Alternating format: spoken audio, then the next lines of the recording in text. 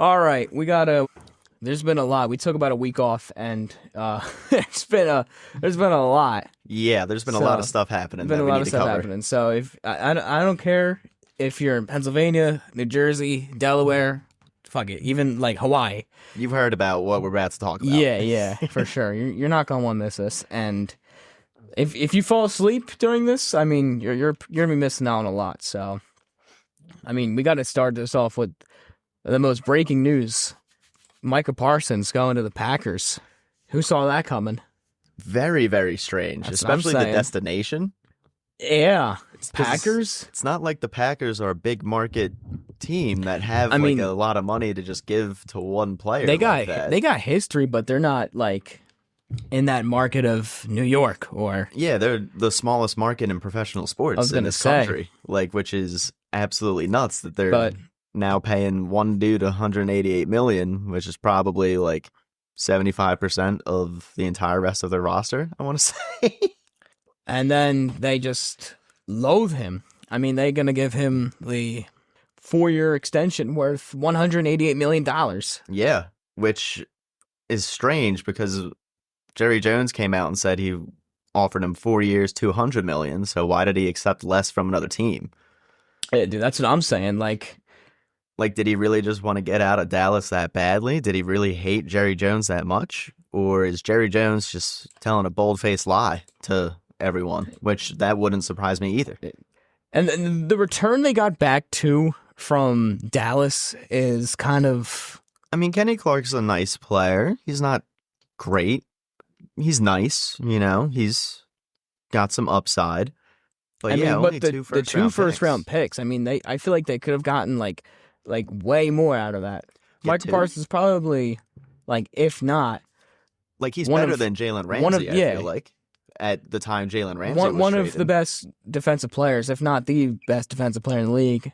Yeah, if you're not counting T.J. Watt or Myles Garrett, and I mean, it's not like Jalen Ramsey was at that level. He was probably the best cornerback in the league, but he wasn't the best defensive player. You still had players like Aaron Donald that were in the league at this point, and other guys of that caliber. And Ndamukong Suh was still crushing it at this time, at this stage when Jalen Ramsey was traded, and they got 3 first-round picks for him. So I just don't understand how they traded away a better player like Dallas and got less in return than what the Dolphins did for Jalen Ramsey. Hey, I have no clue why. That's crazy. Well, obviously this is really good for the Eagles. Oh yeah, this is fantastic for the Eagles. You're not having to deal with Micah Parsons week 1, and that Cowboys defense just got a whole lot worse coming into that first game of the season. That entire Cowboys team just got a whole lot worse. Oh yeah, can you imagine being a player in that locker room right now? I mean, Micah Parsons is a generational talent. And you just traded him away on a team that Jerry Jones has come out and said that they're going to be competitive. They're going to be trying to Jerry Jones has been NL East. Saying this for years, and they're not going to win anything until he dies. And I know people who are Cowboys fans, and I've asked Cowboys fans, do you think this team is going to actually compete? And they always say, not until Jerry Jones dies. He's the curse. Yeah. I mean, he has done a horrible job managing that team ever since the 90s.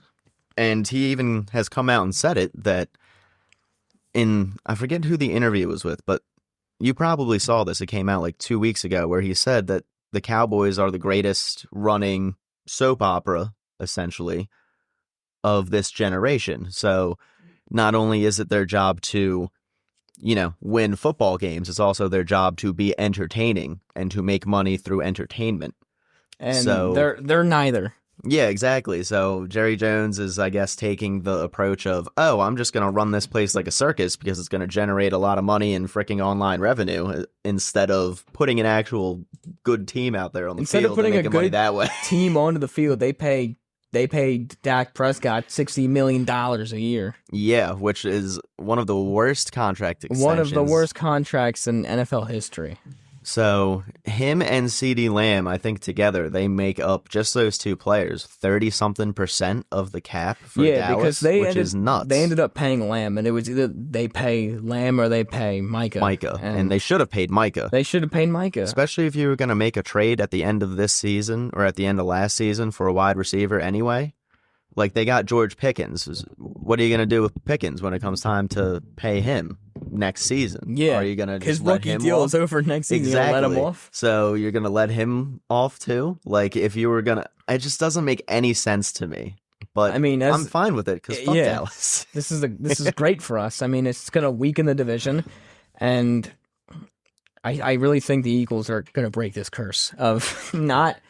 The past, the 25 past years or something like that? 22 years of just non-consecutive division winners, and I think the Birds are actually going to break it this year. This division is so weak. Well, it's definitely not going to be the Dallas Cowboys that stop them. It's And not it's going to be definitely not going to be the Giants. the Giants. So the only threat you have is Washington with their retirement home of a squad, but... I wonder if, like, by week 6, their whole team's going to be on IR. Because, like, you got to wonder, like, they got a really old squad. They do. Besides, like, Jaden Daniels, Yeah, like, Zach Ertz, Bobby Wagner. Austin like, Eckler. Yeah, Von Miller, who's They now just on paid. there, right? They just paid Terry McLaurin. Yeah, which is good for them, which kind of stinks for, the Eagles. And one of the other things that stinks for the Eagles out of this is that you're not getting Micah Parsons next offseason, which I know people had been floating that around for a long people time. have wanted Micah, but I don't know if they were going to be able to pay Micah or if they were going to have the draft capital to trade Micah. So they probably would have had to trade away someone like A.J. Brown to have the money to afford Micah Parsons. I don't think they would want to ever trade A.J. I wouldn't be so sure. Howie has made some trades that he's not afraid to make a trade.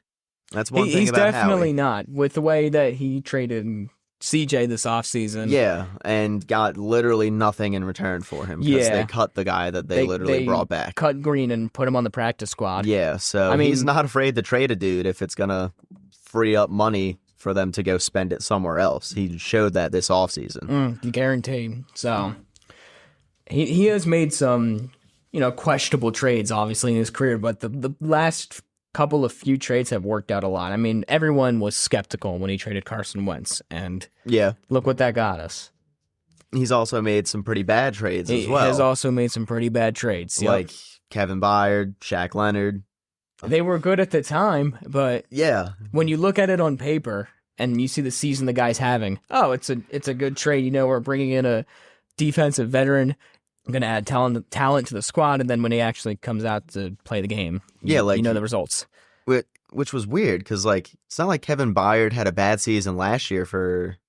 Where did he go back Chicago, to? I think. Yeah, and he was fine in Chicago. I didn't hear anything, negative about him in Chicago. I don't know if it was just... Maybe it was just the scheme? The change of scenery maybe messed with him, or what? Yeah, or he just couldn't, because he got here during the middle of the season, because they traded for him in week 4? Yeah, it was 3, something like that? Somewhere earlier in the season. Yeah, so he missed all of camp. You got to get really caught up to speed at that point. So speaking of how he trades, I mean, he just made one. So he just breaking news? He just made one now? No, as of they traded for Sam Howell, but yeah, I mean, it's a backup. What are you gonna? Not really much to say besides a backup. I mean, they traded back for Fred Johnson. Yeah, they've made 5 trades already this training camp.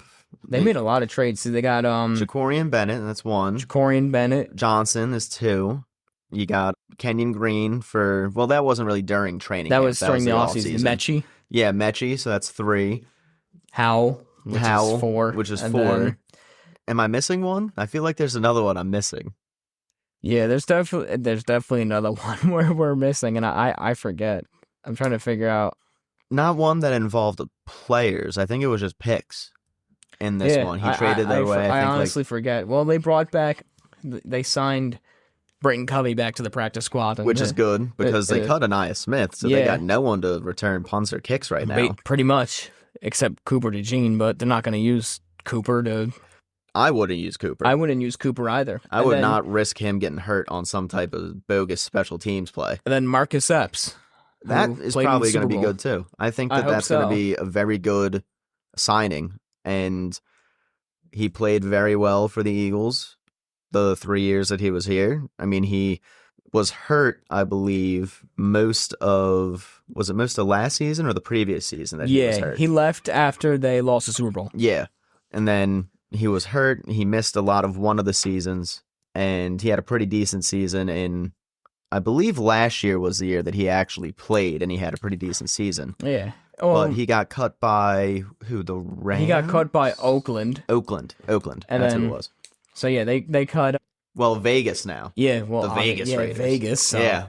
Don't come They, after us, Oakland or Las Vegas. We corrected they ourselves. basically re-signed all the players cut to the practice squad except like Anais Smith who went to the Panthers, but Right. Eli Ricks back on the practice squad, Kyle McCord practice squad, Kenyon Green practice squad. I mean, if Jeff Stoutland couldn't fix Kenyon Green, who the hell can? Well, I don't know if Kenyon Green has even had enough time to even step onto the field and practice. Yeah, with he's Jeff been Stoutland. injured a lot. So, and then Perry Nickerson, and I only put that name there because of that pick.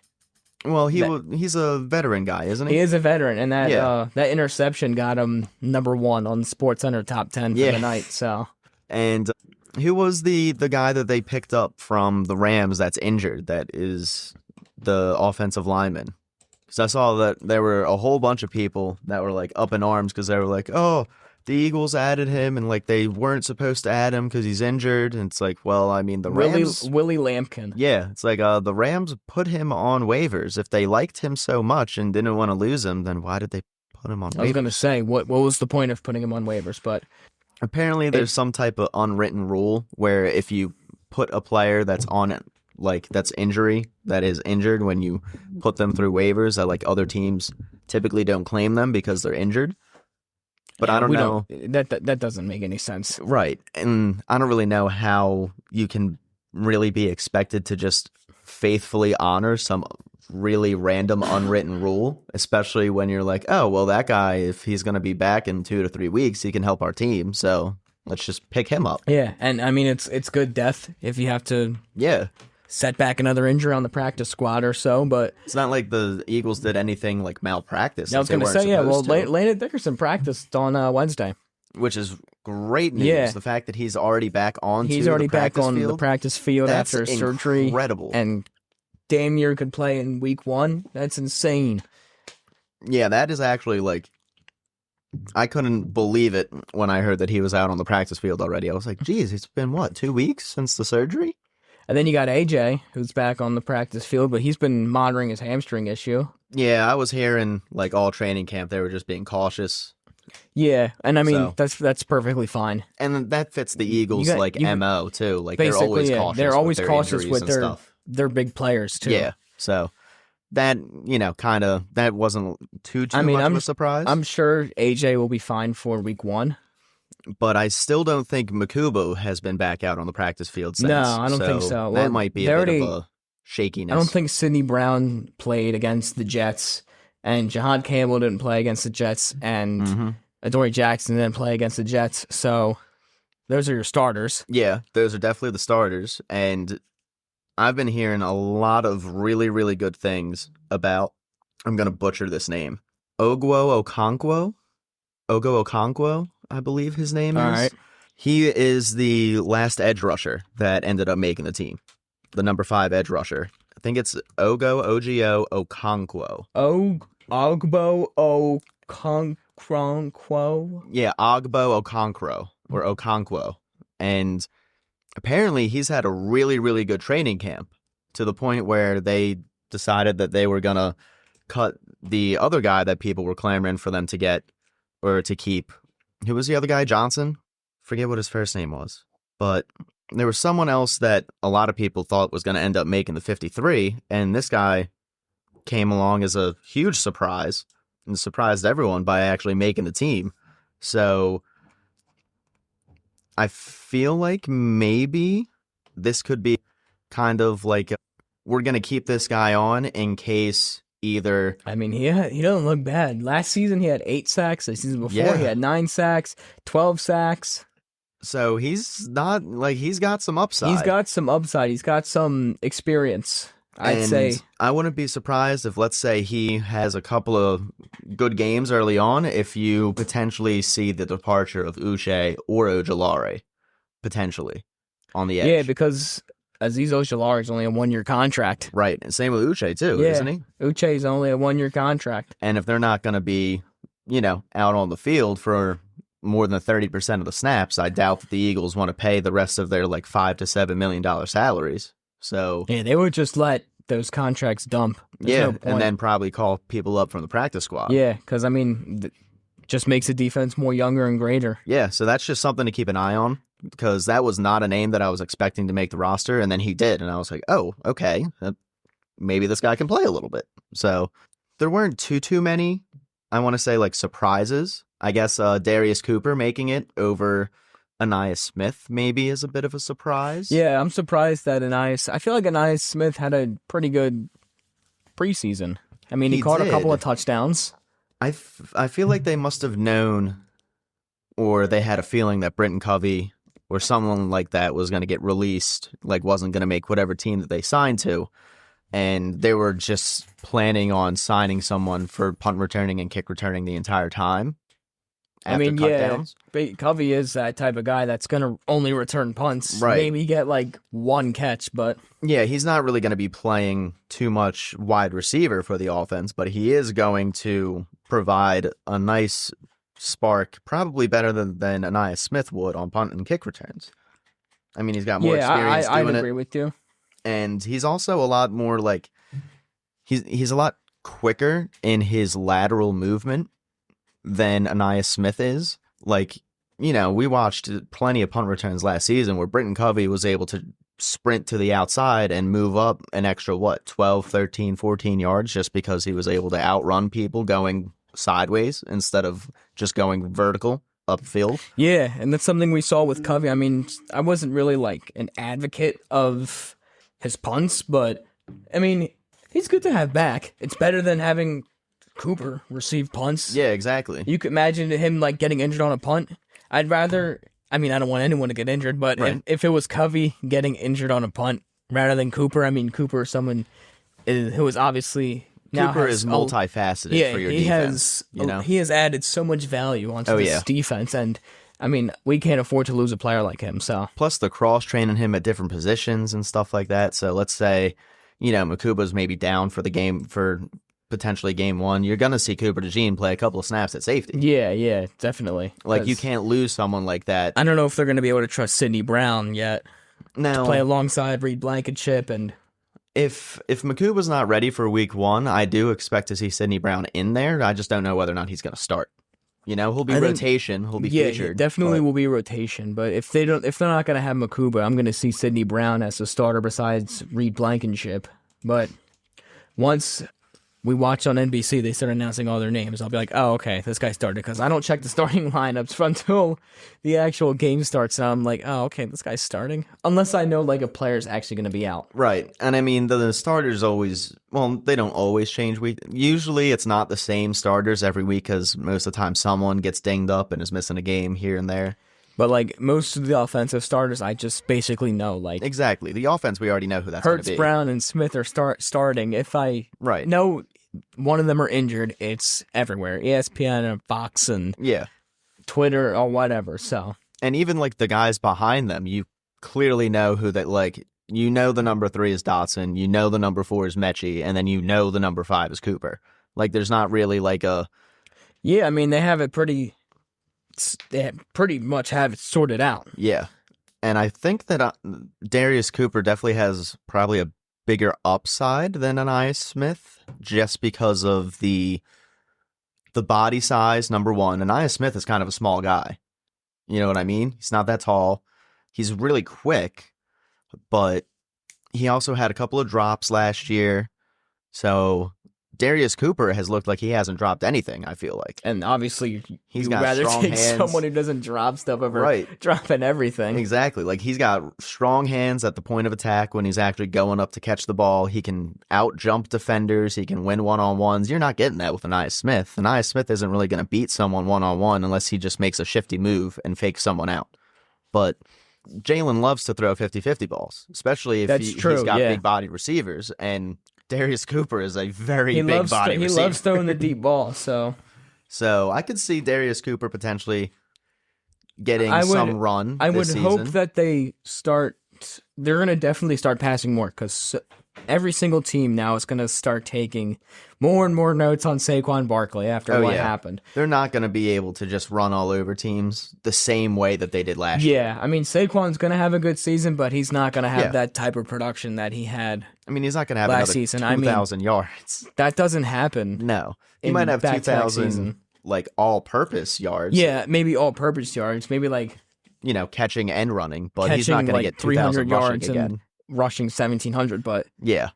We shouldn't expect him to even get close to, like, 2,000 we rushing shouldn't. yards. But who knows? If he can get, like, 1,300, then that's pretty When they signed pretty damn good. Barkley, I didn't expect him to go for 2,000. I don't think anyone expected I don't him expect to anyone for to 2,000. go for 2,000, but I was like, Jesus Christ, wow. I mean, if you talk to most people, I feel like everyone was expecting he was going to get hurt at some point in the season because that's what I mean, no shade to Saquon Barkley. It's just that's what's happened to him basically every year. he got banged up 2 times with the Giants, and everyone thought, I guarantee you, some people thought he was going to get injured, and Oh yeah, 100%. And then he Clearly completely not. silenced all of yeah, that. no, he Like, silenced everybody. So and he's made Eagles fans very, very happy.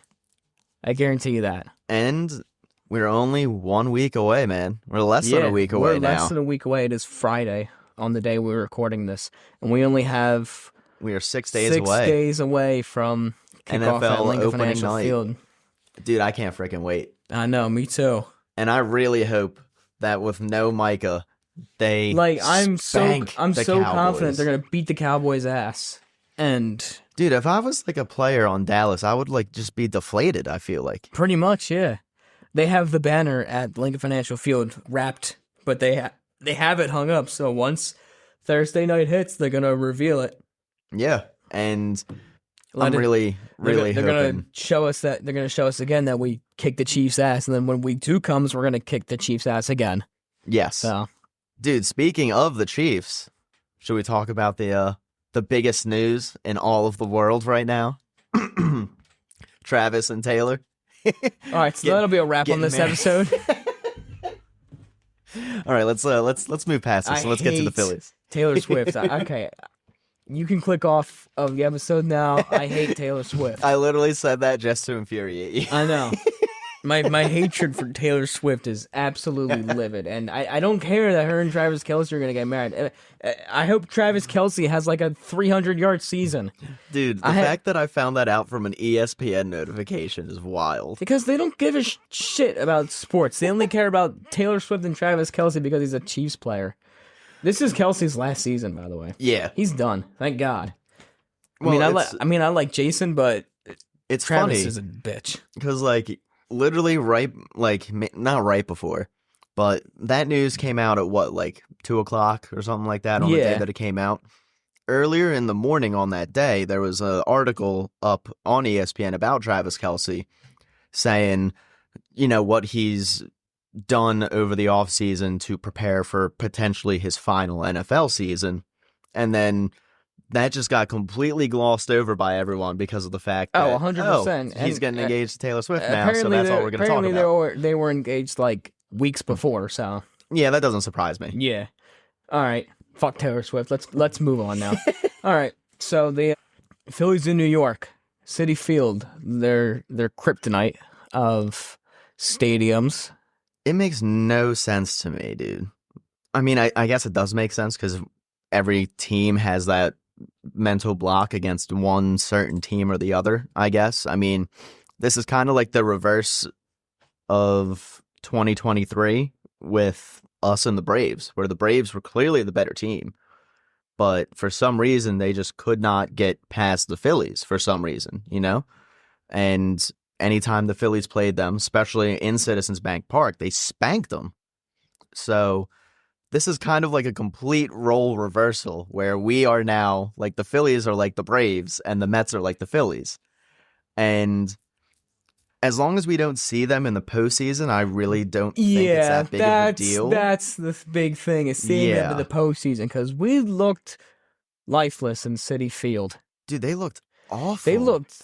It's like they walked into the stadium with like trash bags on their head. I mean, think about it. They had 50-something hits in the series against the Mariners, and then they can't even get 20 They broke against the Mets. records against the Mariners. And then not even a week later, literally did they have an off day? I don't think they did, right? They just went straight to Citi Field? They went straight to Citi Field after Washington. So the first game was was a blowout because they had one bad inning, and that one bad inning just turned into like total domination for the Mets. And then That's what happens when you got Joe Ross and Jordan Romano.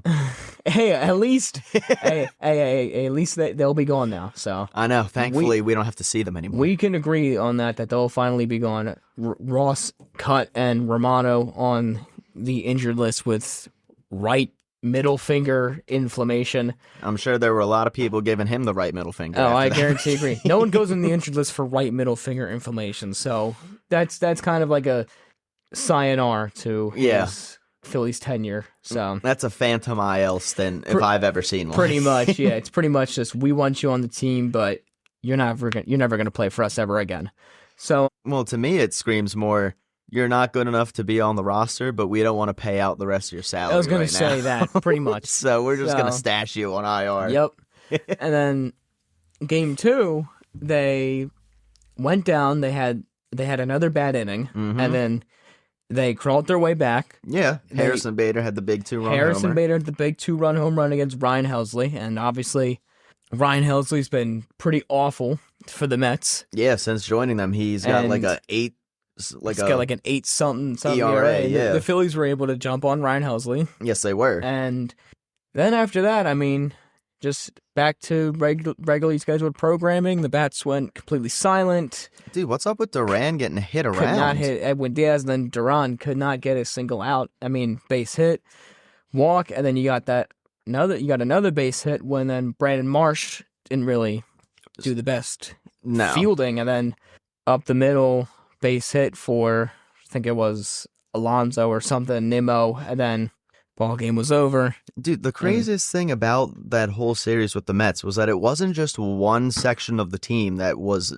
not performing. It was the entire facet of the game. Yeah, the defense was horrible. The pitching wasn't good. The hitting was trash. The offense. Like, they couldn't do anything. And then to put the icing on the cake, the nail in the coffin, game 3, you have this rookie who has been pretty good his first 2 starts. And then, I was hoping the Phillies would actually give him a wake-up call for once. And nope, he completely just sat there and drilled a hole in the Phillies' ass. Dude, if I was an opposing team and I had some type of pitcher that was good in the minor league system, I would literally call them up just to face the Phillies, because the Phillies have proved time and time again they can't hit a young starter that is just coming up. They took this nobody, and I mean, they just completely just looked lifeless against Nolan McLean, and I mean, he did look good. He looked not gonna really lie. good. He looked really freaking good. But that's not going to be an excuse you can use in the playoffs. Every pitcher you see in the playoffs is going to be good. You're going to have to find a way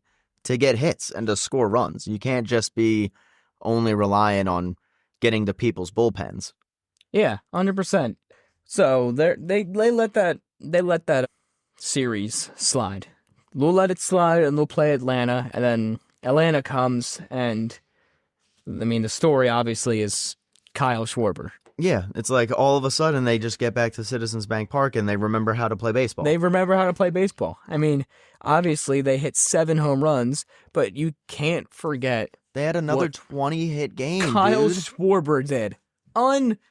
Unbelievable. After not having a single hit in the entire Mets series, he explodes last night for 4 home runs. 4 home runs. And I get it, maybe they're off like bad pitchers like Cal Quantrill and Wander Suero, but I mean, hitting 4 home runs in a game ain't easy. In a game is not easy.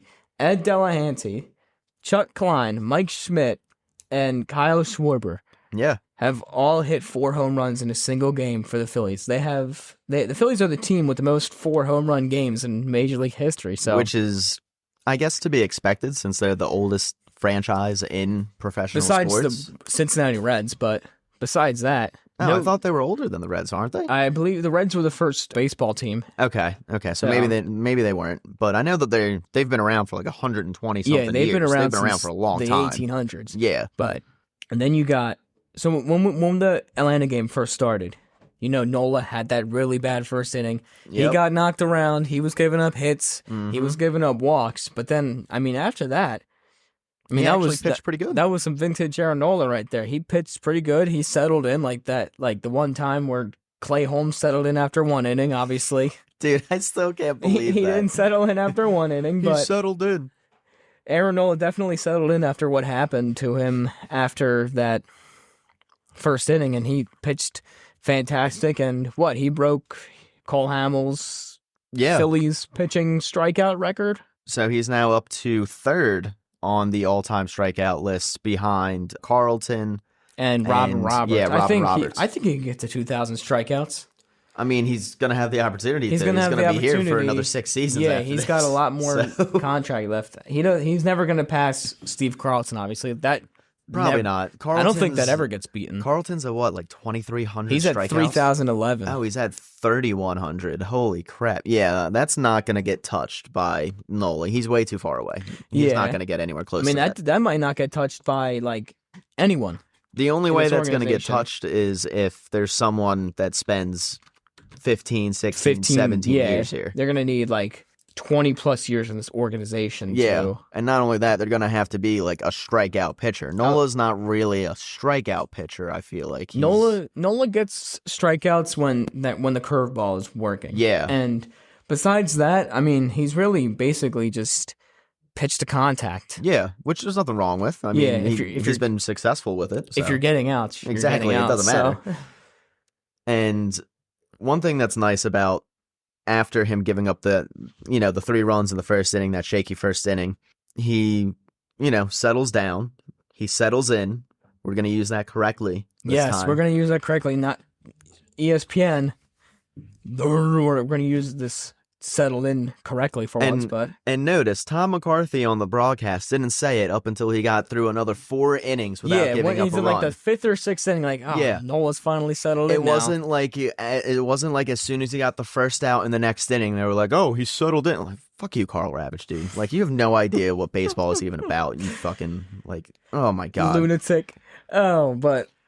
My displeasure for Carl Ravitch aside. I mean, besides that was just an absolute... just chef's kiss right there by the Phillies. Yeah. Everything worked. Dude, the fact that they had more runs by the 5th inning than they had scored in the entire Mets series is just ridiculous. Is absolutely insane. They had 8 runs in the entire New York series, and then they had, 13 by the 5th inning? Yeah, they had 12 at the end of the 4th. They had 12 runs at the end of the 4th inning. What the heck? Which is absolutely nuts. And not only that, every single person on the team had a hit by the 4th inning. Everyone. And now, no one's going to score tonight. I mean, they've already scored enough runs for the weekend, basically. If they have another offensive explosion tonight. That would be probably one of the only times in history that a team would have 2 back-to-back 20-hit games if they were to hit another 20 tonight in the same season. Like, that just doesn't happen. And it's nuts that it happens right after you got your freaking ass beat. I got some good news by for you, your rival. I got some news. Even though this is on Saturday, we got a game tonight on Friday. This is Friday, but when I post this tomorrow on Saturday, you got to watch the game on Apple TV, baby. Oh, yeah. Tonight it's Apple TV. I hate when it's on Apple TV, dude. Yeah. Not that I don't like the Apple TV group. I guess they're fine. But it's just no one wants to pay for Apple TV to watch one game. It's ridiculous. And it's like the same thing with the Union, how you have to pay for Apple TV, and then not only do you have to pay for Apple TV, you have to pay for MLS Season Pass through Apple TV, which if you want to watch the Union. It's a subscription on another subscription. Right, so it's behind 2 paywalls. It's like, no wonder why you're not growing the game of soccer. Yeah. You're putting it behind 2 paywalls. No one wants to pay for that. What NBC does is they'll put maybe 3 or 4 Premier League games on television where actual people can watch the games and stuff, and then on Peacock they have this red zone type of thing where they'll play they'll play 4 games at once that are not available on TV networks, and then you can watch highlights. They'll play highlights and show goals. That is something worth your money. But it's not like they make you pay for Peacock and then they make you pay for Premier League Season Pass on top of it. They make you just pay for one fee. They make you pay for one thing, and then you get NFL, you're going to get NBA because that's on NBC now. So you're going to get a lot of things. And if you want to grow the game of soccer in this country, then don't put it behind 2 paywalls. Are you guys stupid?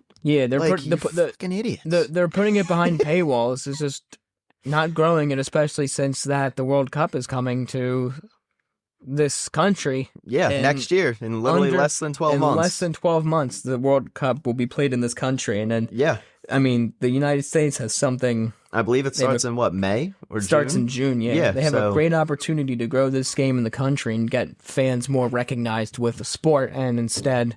They'd rather post 8 million pictures of Travis Kelce and Taylor Swift. Well, instead, they'd rather price gouge the people that actually already pay attention to the sport. Why are you doing that? Like, it literally the MLS is stupid. Let's make it $100 now instead of like $60 because Apple needs more money for some reason. Yeah, and not like they're a $1 trillion company to begin with. It's not like the MLS season pass is a lot, but it's basically like you're paying 2 Apple TV subscriptions because Apple TV is what, $10, and then season pass is $15.99. I've never what kind of shows are on Apple TV besides like Ted Lasso, which is probably the only good show on Apple TV. What else is there on Apple TV? I don't know, dude. I don't watch stuff on Apple TV. I only used it to watch Ted Lasso, and then that's it. So actually, correction. I have watched one show on Apple TV.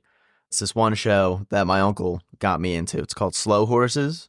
It's actually pretty good. It's about like the British version of the FBI, like nice. MI5, and basically the show is about a whole bunch of fuck ups that are in the MI5 that constantly mess things up, and yet they somehow still like get the job done in the end. So it's actually pretty funny. So fucking stupid. But dude, Gary Oldman's in it, and he plays this old detective guy that's like fat and gross. Ugh. And dude, he's fucking hilarious. But Apple TV aside, if you're trying to grow anything and you're putting it behind paywalls, it's not going to have the effect that you want because people don't want to pay for shit behind paywalls. People aren't paying for the stuff behind paywalls, but exactly. And then Sunday's game is on ESPN, and then yesterday's game was MLB Network. Well, I believe. Obviously, you can still watch it on NBC. Yeah. Then you got to hear Carl Raver's stupid ass on Sunday night. Oh, believe me, I will not be watching the ESPN broadcast. You can watch the ESPN2 broadcast with the like StatCast and stuff, or you can just listen to it on radio or whatever. Well, tonight I don't even. Tonight you're gonna have to listen on the radio. If tonight you're gonna have to listen on the radio, or you're gonna have to pay money for Apple TV. Let's just get off of this Apple TV. Let's get off of nonsense. let's get off of the Apple TV, yeah, because let's just we'll focus on the celebrate Kyle Schwarber one more time. Pretty much, yeah.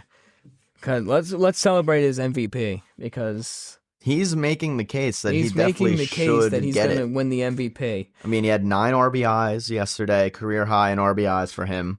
He'd had a couple of games with 8.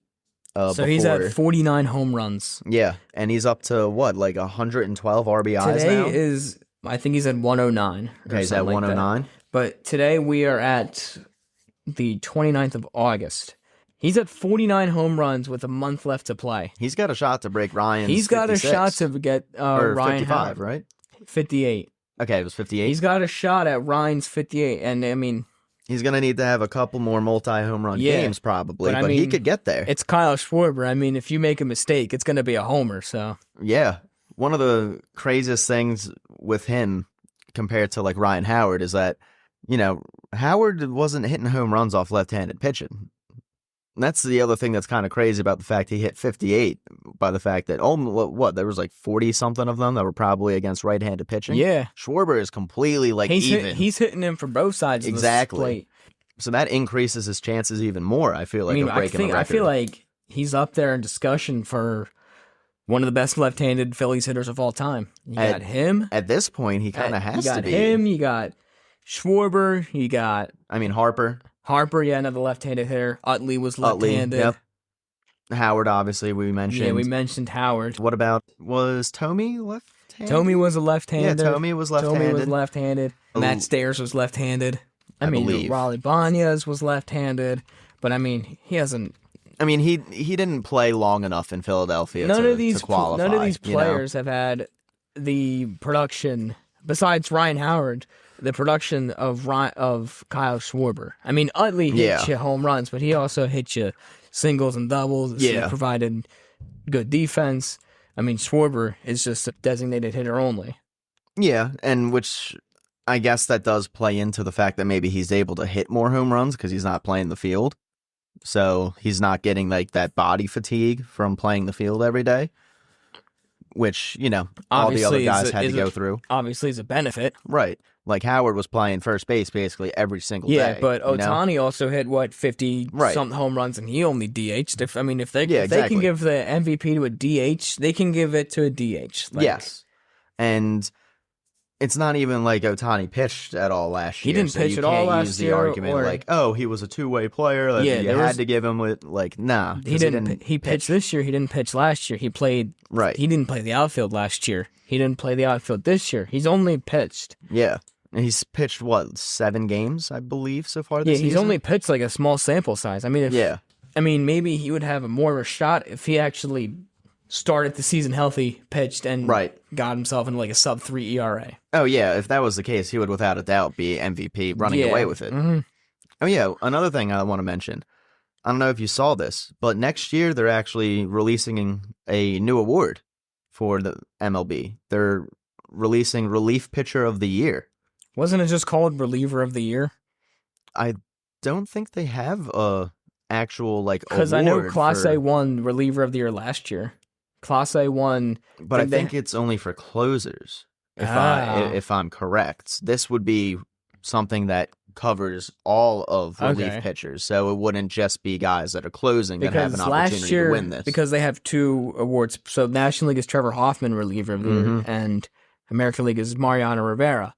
So if you have, I guess I don't know if it just went for closers, but yeah, it's still a really cool idea.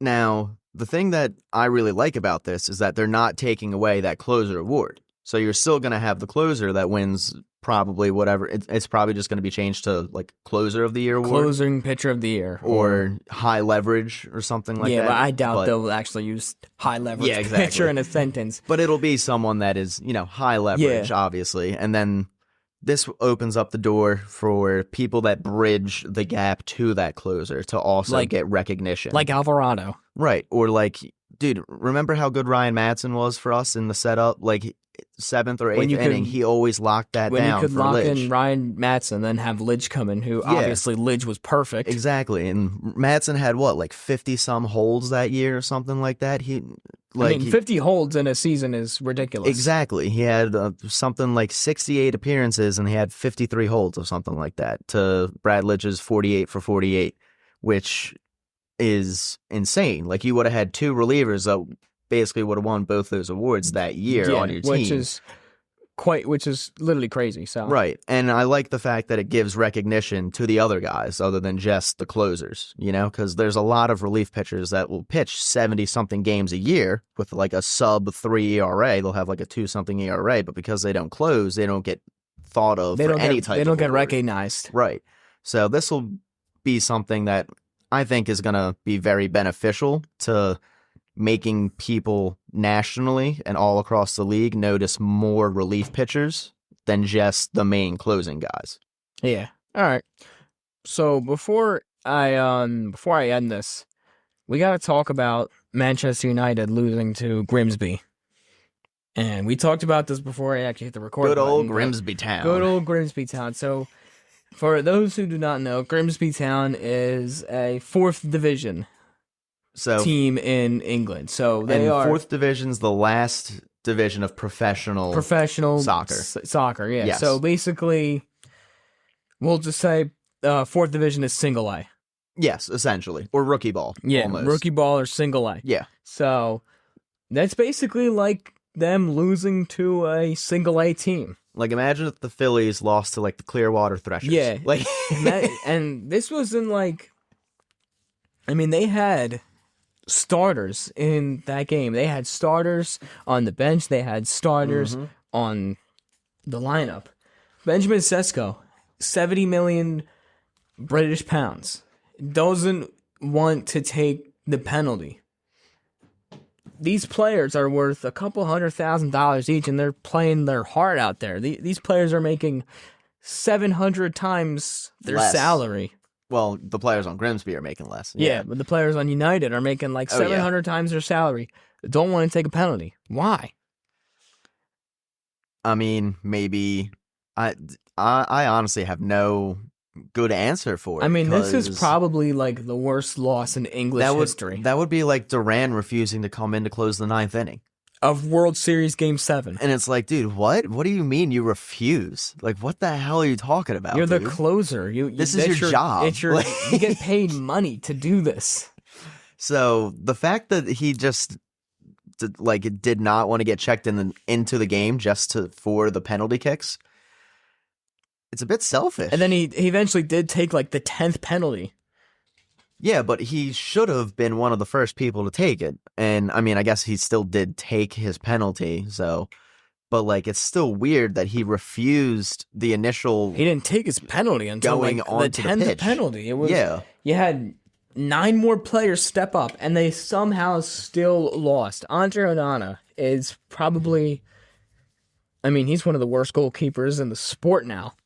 I mean, hey, goalkeeper versus goalkeeper. I mean, I've heard fans, United fans, say like, I get scared when he's in goal. It's like a Phillies reliever coming into a sticky situation, which like it's like Jordan Romano entering the mound. yeah, it's like Jordan Romano. It's like whenever a player makes contact off of one of the balls that he releases out of his hand, it's like, oh boy. You're expecting it to be a hit. You're expecting it to be a hit, a Yeah. home run, or just something hit hard. Yeah, you're at least expecting it to fall somewhere. You're not really. But with Onana, I mean, people get scared when the ball comes to him. I mean, they paid like $60 million for this guy, and he can't make proper saves. I mean, they've spent a lot of money on some bad transfers before. Like I remember when they had, I'm gonna butcher this last name, Kepa Arrizabalaga. Yeah, however you pronounce his last the name. keeper for Chelsea. They brought him in for like what, 50 million or something like that, Yeah, and he was awful. The keeper from Chelsea. I mean, they had. I can just list off a million bad signings: Sancho, Antony, Oh yeah. Ilanga. Who else am I thinking of? Dude, Romelu Lukaku was horrible. Romelu Lukaku. That was yep. like a $80 million transfer that turned into nothing for Chelsea. I'm trying to think. I knew they signed. Paul Pogba. There we go. Yeah, Paul Pogba. I remember that. That turned into basically He got- nothing for United. He got doped for betting and stuff. So Yeah. Like, one of the things that is crazy about soccer specifically is that you could pay, $70 million for a player, and that player just might, for some reason, not be able Forget to give play the any sport. type of success that they gave in the first place, which is why you paid $70 million for him anyway. It's basically like Nick Castellanos signing his contract and him having a terrible season, not even getting consistent playing time anymore. Yeah. And if you're getting Harrison Bader and Max Kepler, who combined are making less money than you total. And dude, Kepler's been playing really good the past Kepler's month. been playing pretty good the past couple games. Homerun, and Bader too. So yeah, Bader's been solid ever since he came to the team. yeah, good props to them, man. They're not going to get booted off the roster, so No, they're definitely going to. I would love it if I could just see Harrison Bader just be the everyday center fielder now. Like I feel like he has proven at this point that he should just be the everyday center fielder with not only how he's played defense, but how he's actually been hitting the ball. So I really don't want to see anyone else in center field at this point other than Harrison Bader. But,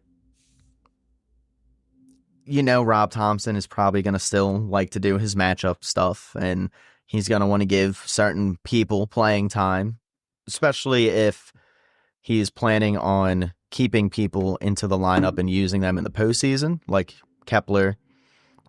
He's not just going to not play him all the way up until the postseason. yeah, Like he's going to have to give him some run. He's going to get consistent playing time from now until the postseason. So Right. And Castellanos, if he doesn't pick it up, he's potentially... he's going to be out the door. Well, I have a feeling he's going to be out the door at the end of the season anyway, regardless, just because final year of the contract, Next season is the final year of the contract, but and I think him and Schwarber are the two oldest guys in the lineup. yeah, So- him and Kyle, and then I think like JT is like a Yeah, JT's up JT's there. next, I think. So if Castellanos is, already starting to dwindle in the power numbers already now, and he's going to be a year older next year, you're not expecting him to hit more home runs than he did this year. And that was kind of the whole reason why you gave him the money that you gave him, because he was a home run hitter in Cincinnati. Pretty much to hit home runs. But yeah, so he's going to be gone regardless, I think. It's just what type of return are they going to get for him?